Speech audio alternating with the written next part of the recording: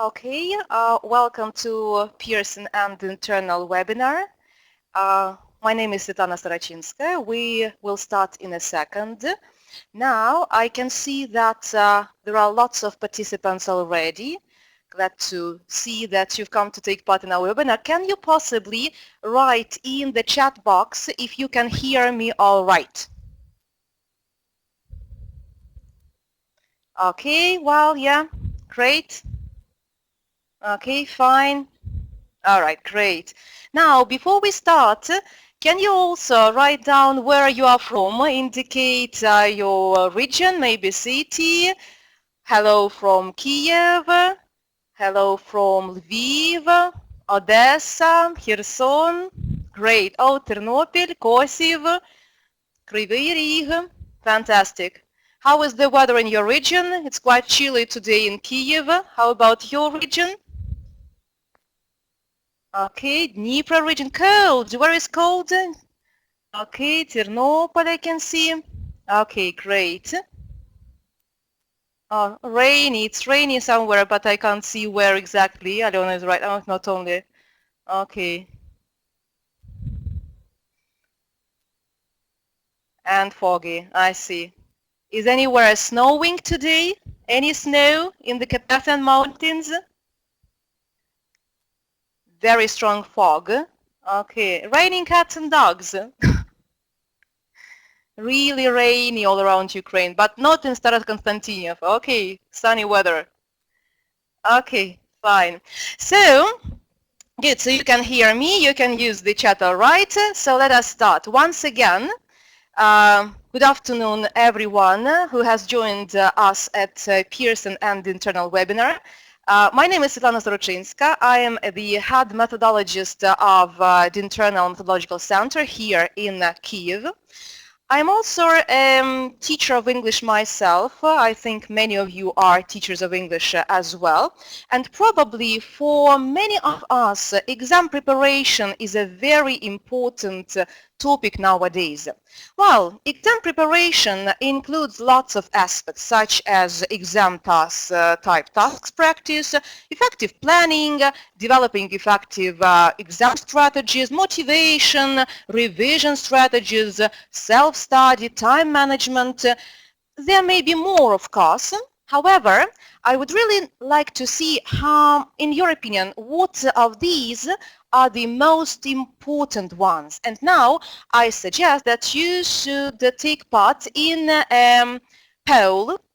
I hope you can see it on your screens. These 7 aspects of, okay, I'm absolutely happy that you are typing your answers, motivation forever, but now can you choose 3 most important and click it on the screen? Ви можете голосувати прямо на екрані. Голосування анонімне, але я бачу, скільки відсотків проголосувало. Choose 3 most important exam preparation aspects, clicking on your screens, not in the chat box, but on your screen. Okay, yeah, well, now you're doing all right. Fantastic, right? 29%, right? Good.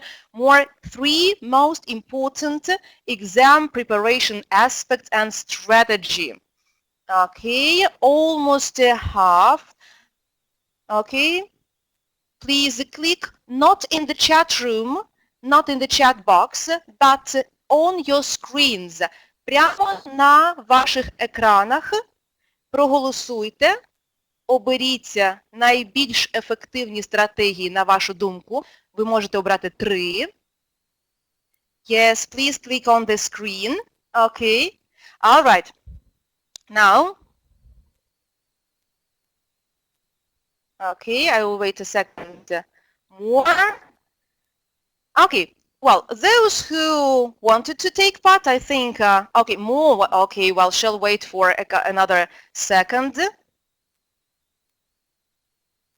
And we'll stop voting. Я завершу голосування. І давайте подивимося. Let's have a look. So can you see the results? So let's have a look.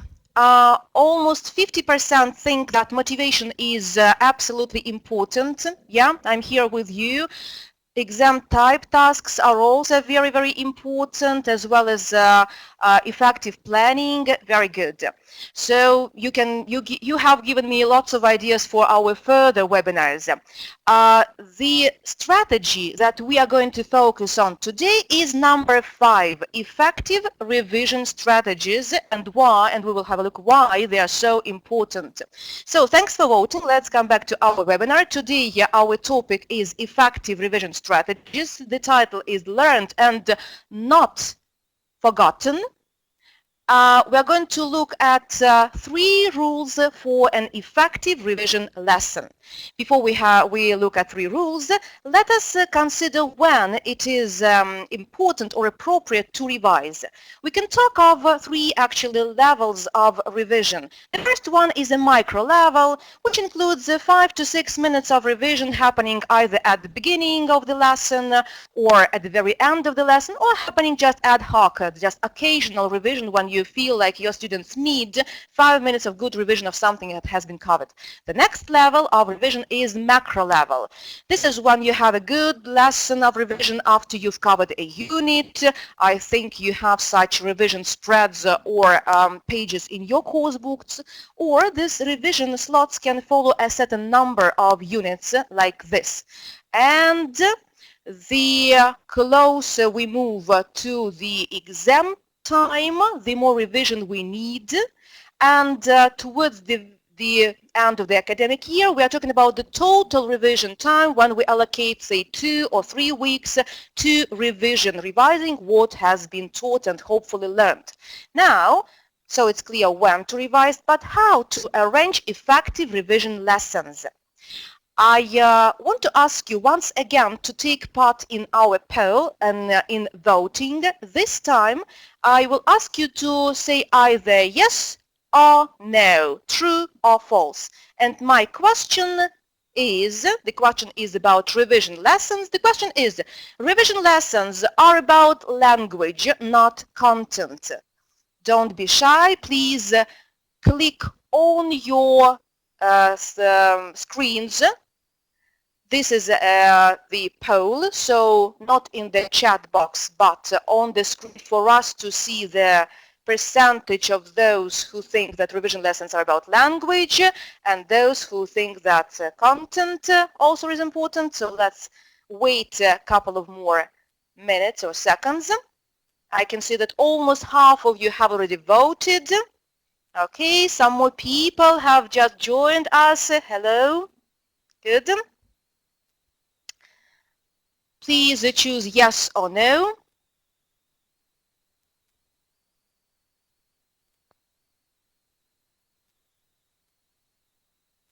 Okay, and let me stop the voting.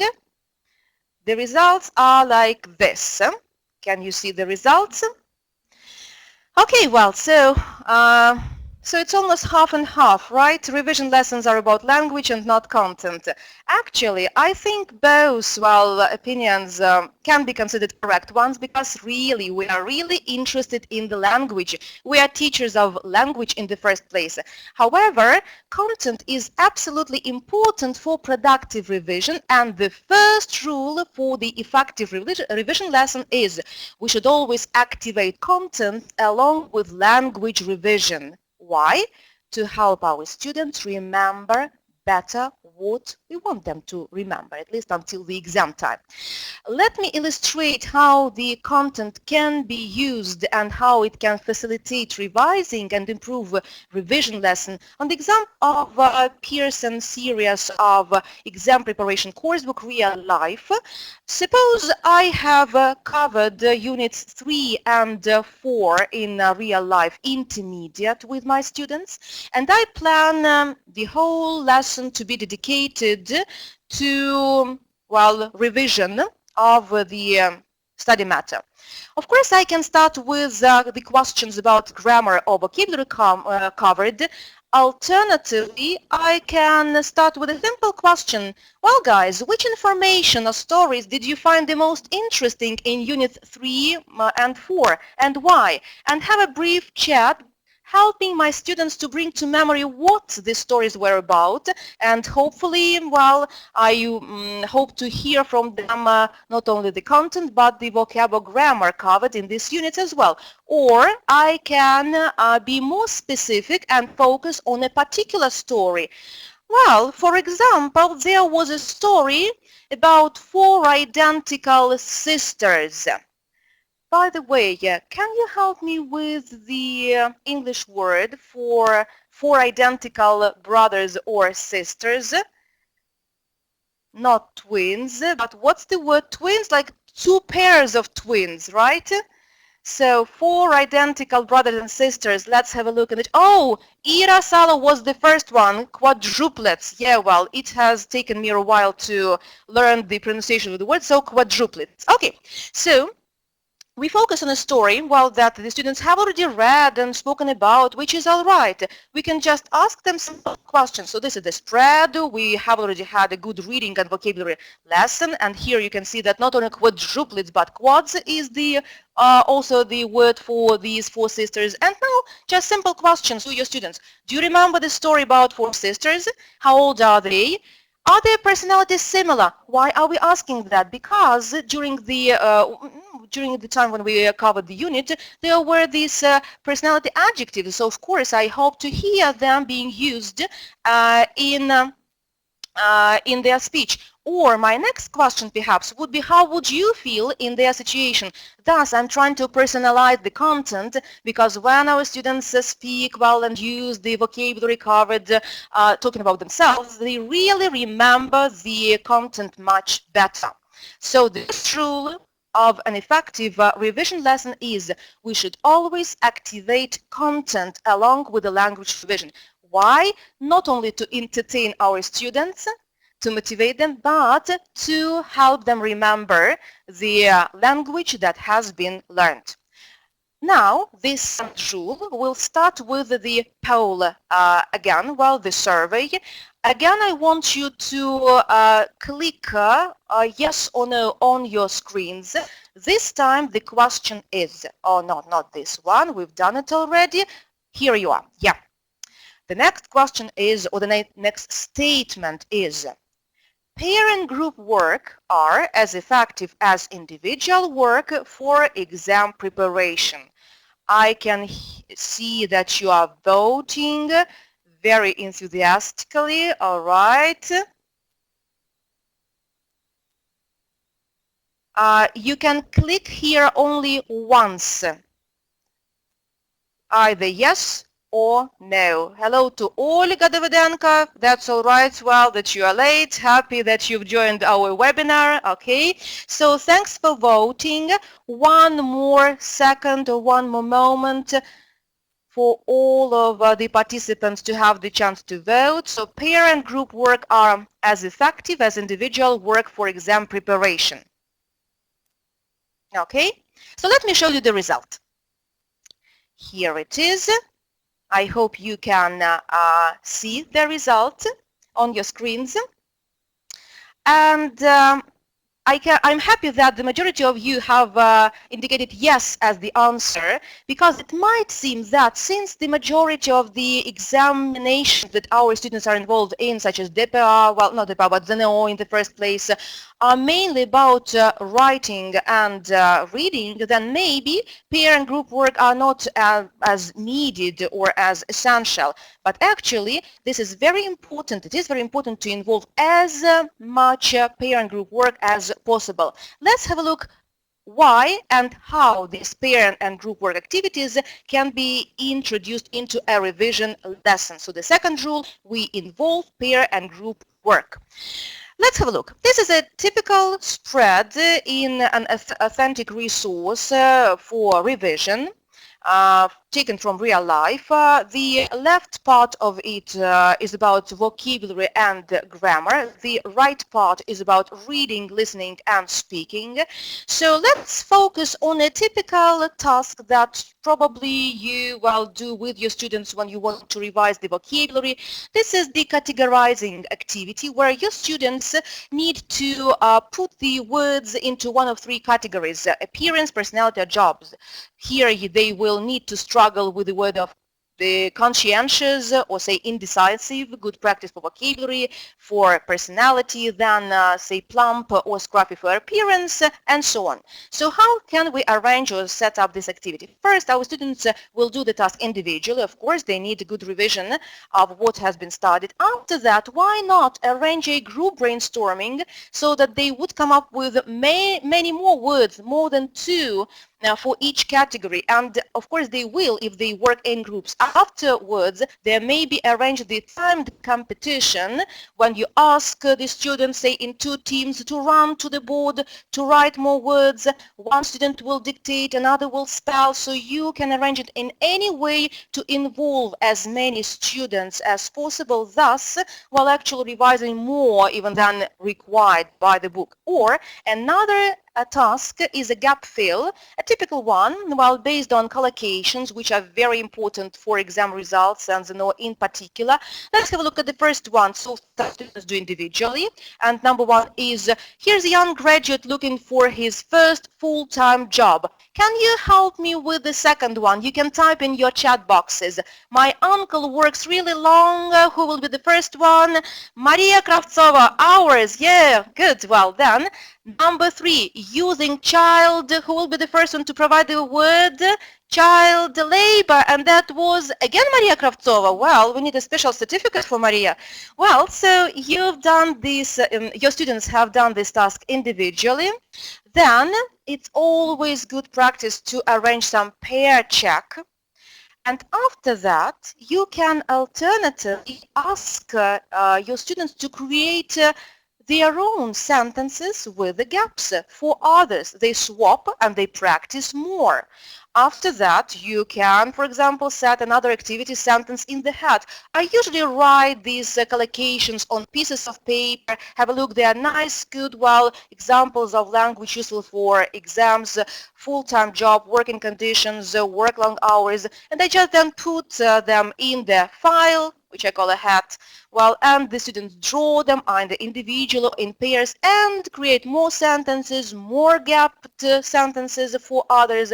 Thus, I make the most of this simple task. So, really, well, pair and group activities are useful even if the test is the written one, because when we speak, when we write, when we produce the language, we remember much better. And today we're talking about remembering what has been learned by our students.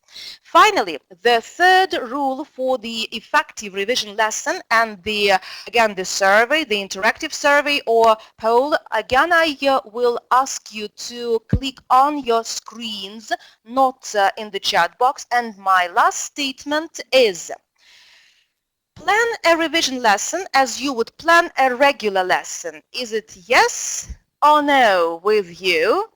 Click on the screen, vote. Plan a revision lesson as you would plan a regular lesson. Is it more yes or no? Oh, that's interesting. So remember to click your answers on the screen, not in the chat. Okay. 60% have voted. Let's wait a bit more.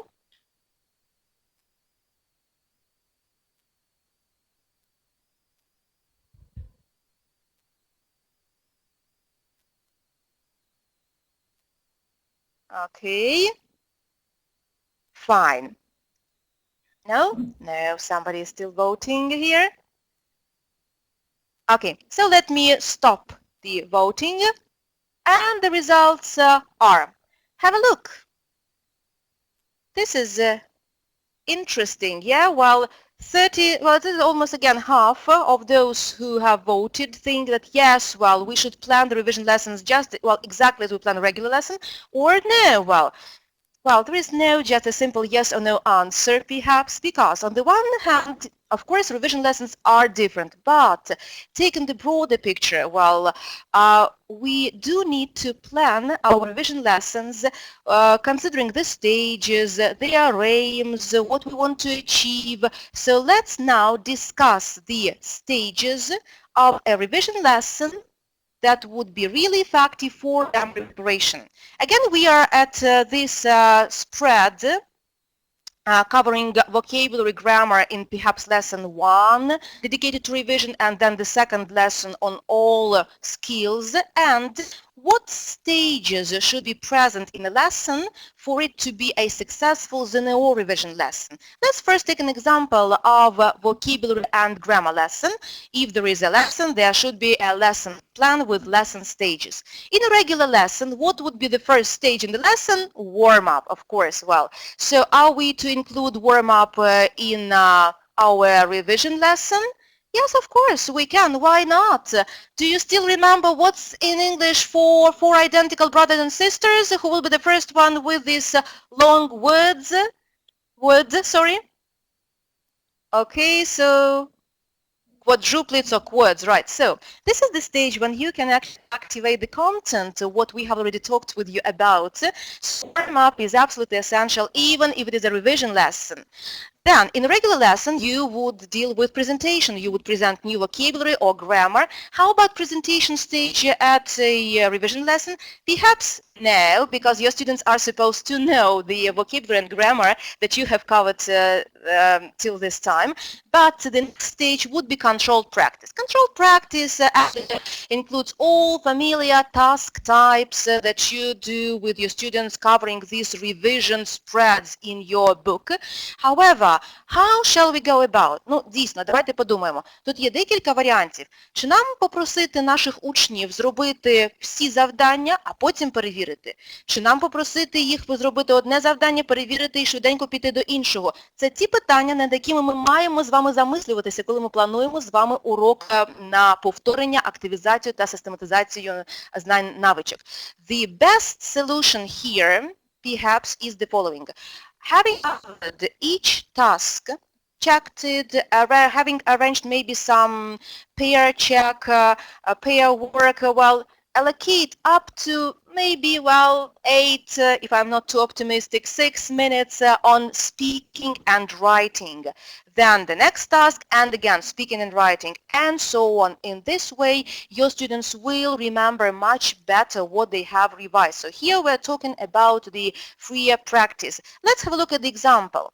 For example, this simple task, again, collocations. Please don't forget to pay attention to collocations when revising for exams. And your students, having done that individually, well, can easily ask each other questions in pairs. For example, like, isn't it important for you to get good marks? What are you ready to do well in your exams? Or have you ever been injured? Thus, after each controlled practice stage, we have a micro, maybe a very short one, freer practice stage. And again, controlled practice and freer practice. In a regular lesson, that would be different, because we would set several activities of controlled practice, and then we would spend maybe up to 10-15 minutes for students to practice what was learned in their speech. However, here we cover different topics, yeah, because they've been covered in maybe 2 units. So after each activity, we should stop and give the chance to our students to speak, to talk, or maybe to write something. Okay. Freer practice is all about using the vocabulary grammar in, say, student speech. However, you can always set all other types of dynamic activities. One of my favorite is task stations. Let me illustrate what it is. I put the chairs around the classroom, and then each chair is the task station. Chair 1 is about synonyms. So, for example, here coming to this chair, students are to name synonyms to the word pretty. Then the next one, correct the mistake in, and the example sentence, and say 3 phrases you can use to make suggestions, for example. Зазвичай, я роблю це навіть трошки по-іншому. Кожен стілець – це якийсь тип завдання, а на стільцях я кладу на маленьких клаптиках паперу безпосередньо вже різні речення. Звідки я їх беру? Дуже просто. Або з workbook, або з student's book, або навіть з тесту, який мої учні мають написати через день, 2 чи 3, трошки змінюючи 1 чи 2 слова. І я навіть не приховую той факт, що ці речення з'являться в тесті. Нічого страшного. Якщо студенти, учні будуть знати, що їм це допоможе впоратися з тестом, вони будуть double motivated. Ну, воно трошки так шумно, трошки хаотично, але воно цього варто. Це дуже гарний спосіб активно перевірити і активізувати все, що ми хочемо активізувати з нашими учнями. Okay, let's move on. So we've done the vocabulary and grammar revision lesson. How about the lesson on skills? How should it be planned if it is a revision? Again, lesson stages. Shall we start again with warm-up? Yeah, we can. Але цього разу ми з вами можемо сфокусуватися не на контенті, а на завданні. Попросити учнів подивитися на завдання і запитати їх. Well, guys, have a look. How are you going to read? Чи ми будемо читати кожне слово? Чи ми швиденько прочитаємо, вчитуватися чи ні? Скільки часу? Scanning, skimming? Or are you going to look at the task or the text first? Це ті гарні екзаменаційні стратегії, які ми маємо розвивати в наших учнях. Це той самий warm-up, але це стратегічний warm-up. Then, in a regular lesson, you would of course pre-teach some vocabulary. Should we do it in a revision lesson? It's up to you. It's optional, depends on your group, on the level of students, you will decide for yourself. And then, of course, there should be a receptive skills practice. Make sure that the tasks include both general understanding tasks and detailed understanding tasks. Ну і в звичайному уроці ми би потім розбирали знову ж таки мову або граматику, або лексику. Again, it's up to you. It's optional because, well, you can of course talk about some useful grammar and vocab, but since it is a skills lesson, let's better focus on productive activities such as speaking and writing. So these are the lesson stages for the skills revision lesson. And our third rule for the effective revision lesson is plan a revision lesson as you would plan a regular lesson, which means pay attention to the stages, their aims, but maybe think how these stages will be different. Okay, so do you still remember the 3 rules that we have covered today? Focus on the content, lots of pair and group work activity, even if the test that students are preparing for is the written one, and careful staging of our revision lessons. However, sometimes you want your students just to sit and write the test, practice. This is what we call mock exams. They are really useful, however, they are double useful if our students know how to go about them, if they already have some revision strategies. Ну і тут я просто хочу поділитися підходом, який застосували в моїй улюбленому ресурсі книжці Real Life, який мені абсолютно точно допомагає підготувати моїх учнів до ЗНО. А саме, це секція, яка називається Exam Trainer. Exam Trainer, this is the step-by-step training for exams. Let me show it how it works. And, well, you will share your views where it, in your opinion, it will help. For example, here, your students will be asked not to deal with the whole task, but first focus on the title only, which is important for the now, isn't it? After that, they will need to deal with the task on the level of 1 paragraph, doing the general information task and then something for specific information. Having covered the title level, the paragraph level, they will be ready to deal with the no task types. And so it will go in the listening section, use of English. First we help them to be ready to deal with the test, and then actually they deal with these tests. And here in real life we've got lots and lots of tasks which are absolutely similar to the NEO task types. Also, what I do like about real life is the writing reference section, because here I have all the examples for formal and informal types of writing, and not only that, but useful language, які допомагає моїм учням заробити більше балів за такі критерії, як формат, стиль, параграфи, linking words. This is really helpful. And finally, I'm sure you've got various types of word lists in your resources. I particularly like exam topic word lists, and now I want to show you how it can work at the revision lesson. So this topic word list taken from real life is divided into the topics and subtopics. So the topic is culture, you can see the subtopics. Have a look at some activity. This will be the activity of categorizing. I usually write on the board 3 categories taken from the word list, say art, theater, cultural events, and give my students 5 minutes to write as many words in their category, but without looking into the books. And then they can compare their answers with what is given in the word list, thus activating the vocabulary. Another way to use word list is setting a simple familiar activity, odd one out. For example, can you very quickly write down which one is the odd one out here? Gig, conductor, crime thriller, orchestra.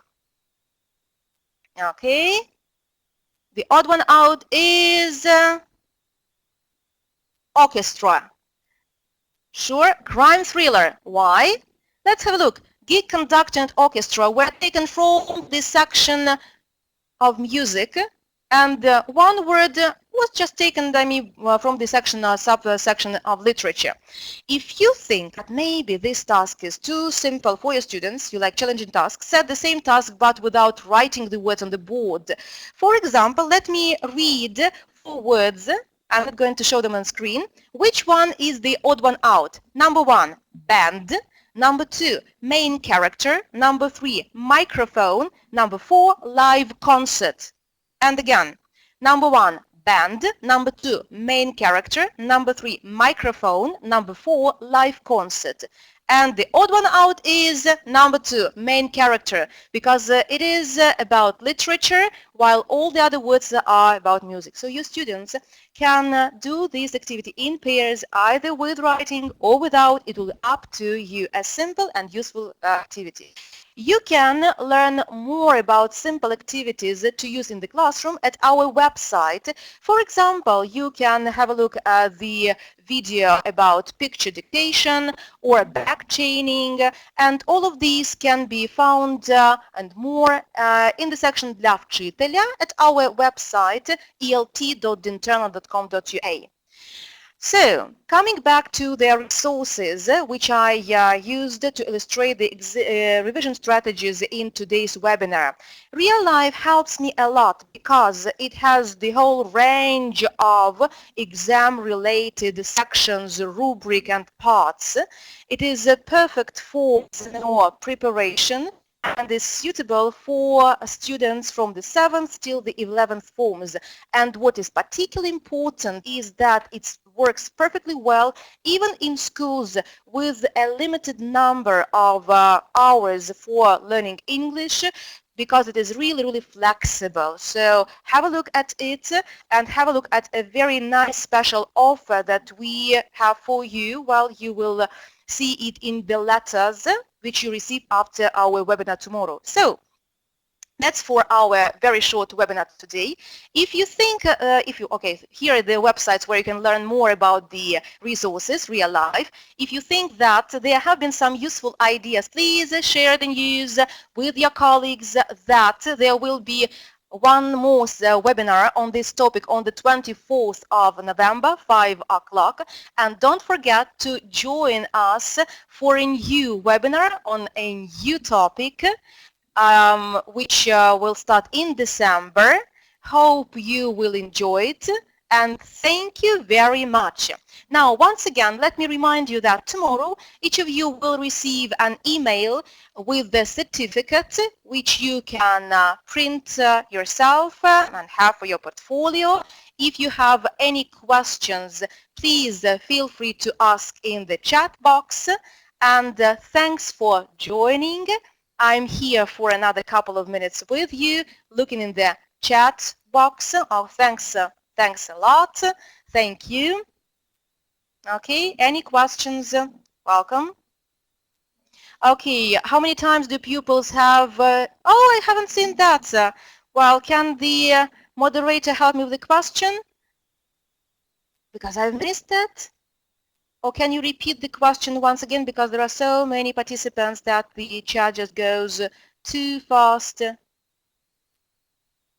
Okay. Okay. Thank you very much.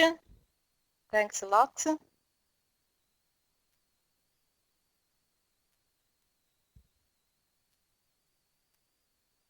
Oh, good point that, yeah, okay, well, the more revision is needed, yeah.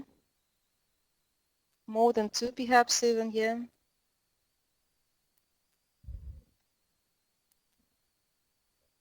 Okay, so I don't want to roll back the chat because I want to see the questions, but I will later on. So you haven't received the certificates, Tatiana. We will make sure that you have received the one. Okay, thanks for letting us know. Yes, please do indicate if there have been any issues with the certificates so far. We will make sure that all the participants will get the certificate, all right?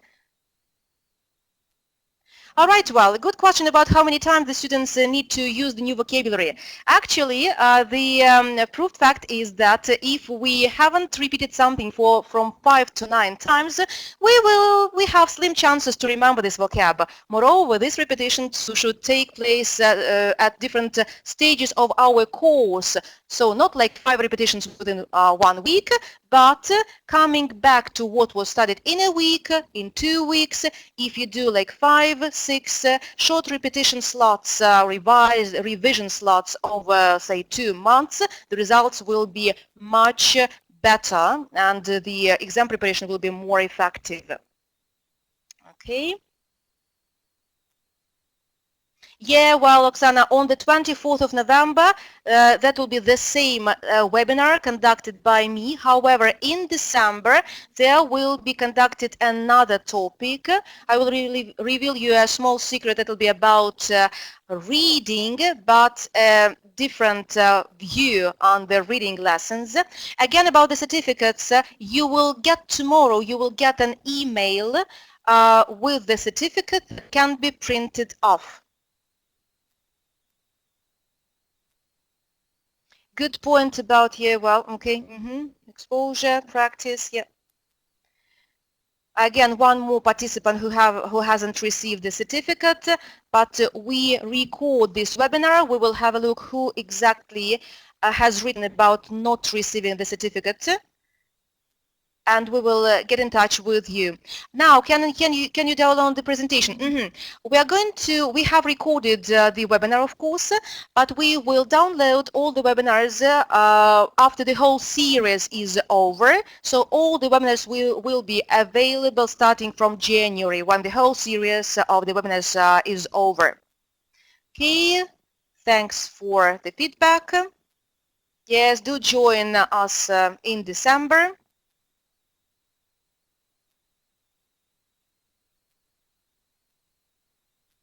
Okay, well, so thanks a lot. Hope to see you again, to see you participating in our webinars, either on the 24th of November or in December. Do join us at all our events and seminars. Have a good day and goodbye. Thanks a lot.